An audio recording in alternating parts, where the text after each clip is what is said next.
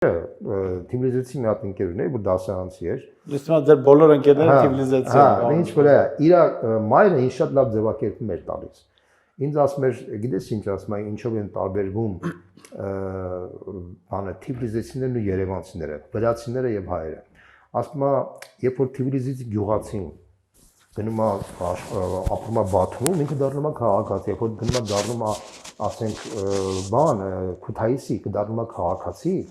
երբ որ հետո Քութայից փորձում է վերադառնալ Թիֆլիս, ինքը դառնում է արդեն կոսմոպոլիտ վրացի, որտեղ վրացիները գիտես որ տարբեր ազգություններից են բաղկացած։ Այսինքն ինքը ասում է վրացին ինքը մի քանի ստադիայով է անցնում, վրացին անցնում է գյուղացին, գնում է դառնում է մի հատ քաղաքացի Բաթումում կամ Քութայիսում, հետո դից որ գալիս է թիվլիզեցի է դառնում, ինքը արդեն քաղաքացի դարձել դառնում է կոսմոպոլիտ վրացի, այսինքն իր ազգությունը իր մեջ հաղթահարում է, ինքը դառնում է մաքուր վրացի, չի ասում որ ես մենգրել եմ կամ սվան եմ, հասկանում եք, չէ՞։ Եվ այդ իմաստով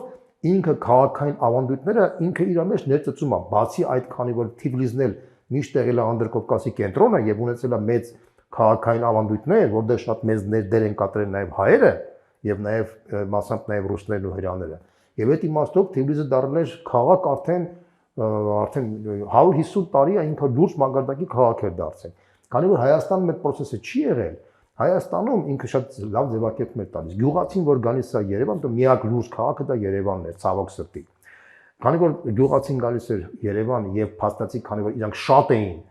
եւ այդ մեծամասնությունը որ իրանք ուզում էին կտրվել իրենց գյուղական արմատներից, բայց քաղաքացի չէին դառնում։ Իրանք երևանցի չէին դառնում, բայց գյուղական արմատը կտրվում էին։ Ասում եմ, այդ մարդկանց ես անվանում եմ գեղացի։